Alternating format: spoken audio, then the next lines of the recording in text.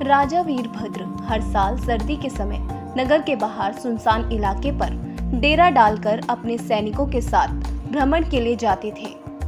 महाराज और उनके दरबारी सैनिक वहीं तंबू लगाकर रहते थे।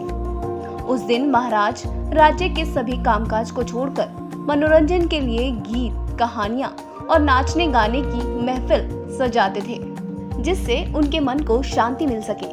ऐसी ही एक शाम को महाराज के मन में शिकार पर जाने का ख्याल आया। महाराज ने सिपाहियों से शिकार की तैयारी शुरू करने को कहा।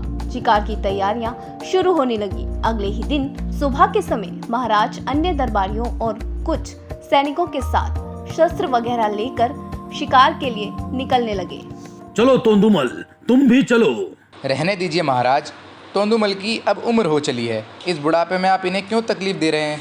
और अब वे शिकार पर जाएंगे तो जल्द ही थक जाएंगे। दरबारी की बात सुनकर सभी हंसने लगे, लेकिन तोंदुमल ने कुछ नहीं कहा। तुम इनकी बातों पर ध्यान मत दो, आपको हमारे साथ शिकार पर चलना ही होगा। महाराज के कहने पर तोंदुमल भी एक घोड़े पर चढ़कर महाराज के साथ शिकार के लिए रवाना हो गए।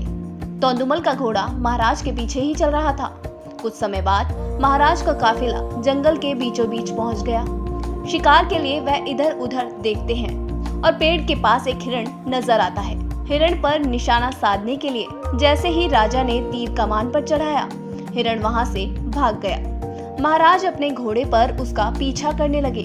महाराज को हिरण के पीछे जाता देख सभी दरबारियों के साथ तोंदुमल भी महाराज का पीछा करने लगे।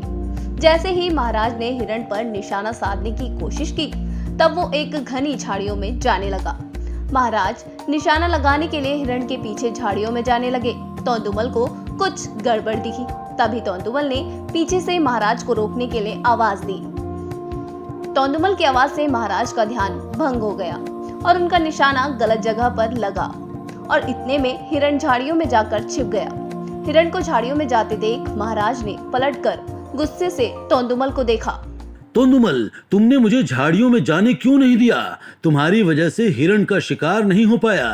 महाराज की डांट सुनने पर भी तोंदुमल चुप्पी साधे रहे। तोंदुमल ने अपनी बात को सही साबित करने के लिए एक सैनिक को बुलाया। सैनिक, तुम इस पेड़ पर चढ़ो और झाड़ियों के उस पार देखने को कहा।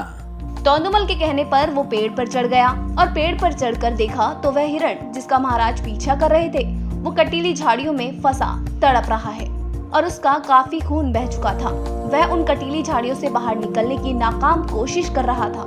काफी देर तक प्रयास करने के बाद वह हिरण उन कटीली झाड़ियों से निकल पाया और लड़खड़ाते हुए जंगल की ओर भाग गया। पेड़ से उतरकर सैनिक ने महाराज को पूरी आंखों देखी घटना सुनाई। सैनिक की बात सुनकर महाराज को बड़ी हैरानी हुई। महाराज को तोंदुमल से कही हुई बातों पर अफसोस हो रहा था। उन्होंने तोंदुमल को पास बुलाया। तोंदुमल, क्या तुम्हें पहले से पता था कि वहाँ कटीली झाड़ियाँ हैं? जंगल में अधिक खरपतवार और कम पानी के कारण जो पौधे उगते हैं वह मानव जाति के लिए बहुत खतरनाक होते हैं।